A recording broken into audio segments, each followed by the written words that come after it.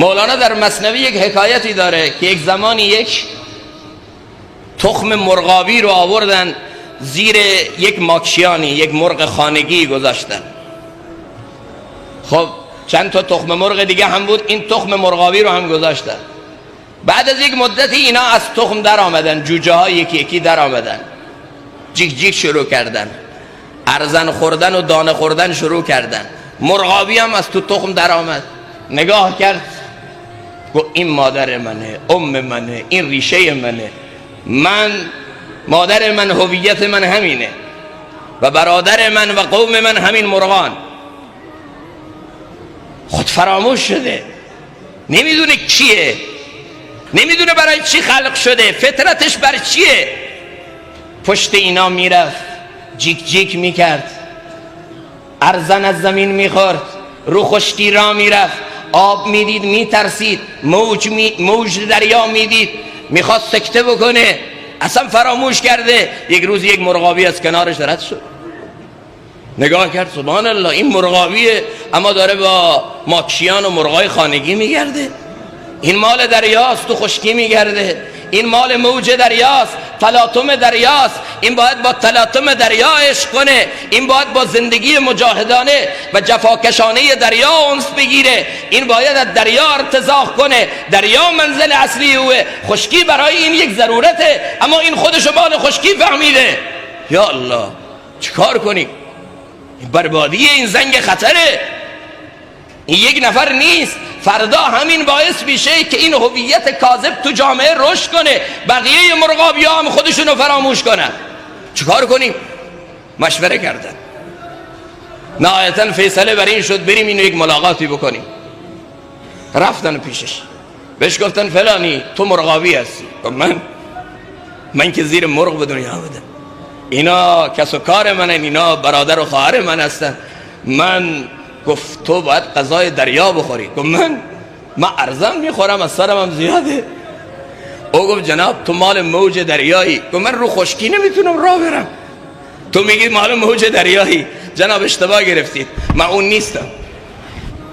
اینا رفتن، گفتم خدایا چیکار کنیم؟ این دوچار بحران هویت شده، این خود فراموش شده، این خودشو باخته، این نمیدونه کیه. این چرا دوری شده؟ 2 مرتبه آمدن، باز این دفعه گفتن آقا حضرت عمر میگه به طرف الله دعوت بدید، گاهی اوقات از روی خاموشی، یعنی دعوت عملی بدید. گفتن آقا این دعوت زبانی فایده نداره، بیاین دعوت عملی بدید. به او گفتن جناب بیا امروز با هم دیگر بریم جایی میلی تفریح. تا خوبه، اینو از اونا جدا کرد، از اون مرغا، از اون ماکشیان، از اون دانه خوری، از اون ارزن خوری، از اون زندگی کوتاه و پایینی که این برای خودش انتخاب کرده، اینو با خودشون بردن کنار دریا آمدن، هیچی بهش نگفتن. بال یکی از مرغابیا باز شد، گفت بال تو باز کن. بالو باز کرد، گفت بال خودتو ببین بال منو. نگاه کرد، گفت بله مثل همین. گفت منقار خودتو نگاه کن، منقار منو. گفت مثل همین. گفت این پاهای منو نگاه کن، پاهای خودتو نگاه کن. نگاه کرد، گفت مثل همین. گفت خیلی خوب، پس تو اینجا بشین، ما میریم تو دریا، تو هم اینجا استراحت کن، تو دانه و ارزن تو بخور. این بعد از این که اینا رو نمایش داد، اینا رفتن تو دریا.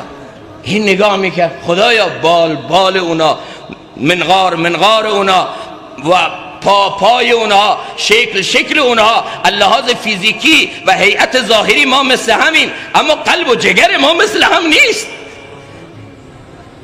اینا چقدر قشنگ تو دریا دارن راه میرن، اینا چطور با موج دریا و خطر دریا دارن لذت میبرن، اینا چطور دارن از دریا ارتزاق میکنن. یک مرتبه به خود آمد، گفت منم اینم، من مسیر رو اشتباه میرفتم. یواش پا رو زد تو آب، یکم آمد عقب. 2 مرتبه پا رو زد تو آب، 1-2 قدم رفت جلوتر، باز آمد عقب. یکی از اون مرغابیا آمد کنارش، یواش رو هل داد، رفت تو آبا. حالا پا میزنه، حالا راه میره، حالا موج سواری میکنه، حالا لذت میبره، حالا میفهمه زندگی دریا چقدر قشنگه.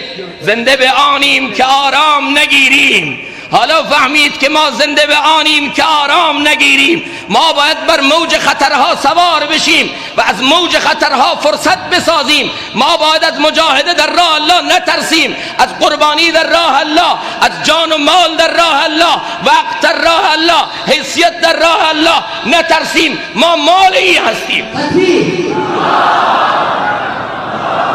شروع کرد. فردا اون مرغای دیگه آمدن پیشش، قدقد شروع کردن، ارزن آوردن. او گفت نه من ارزن میخوام نه قدقد میخوام، من مال دریا هستم. حالا خودم رو شناختم. امروز بزرگترین خدمت به امت اینه که این امت رو که دچار بحران هویت شده، خود فراموش شده، هویت رو فراموش کرده، این امت رو بفهمونیم که تو کی هستی و از کجا هستی.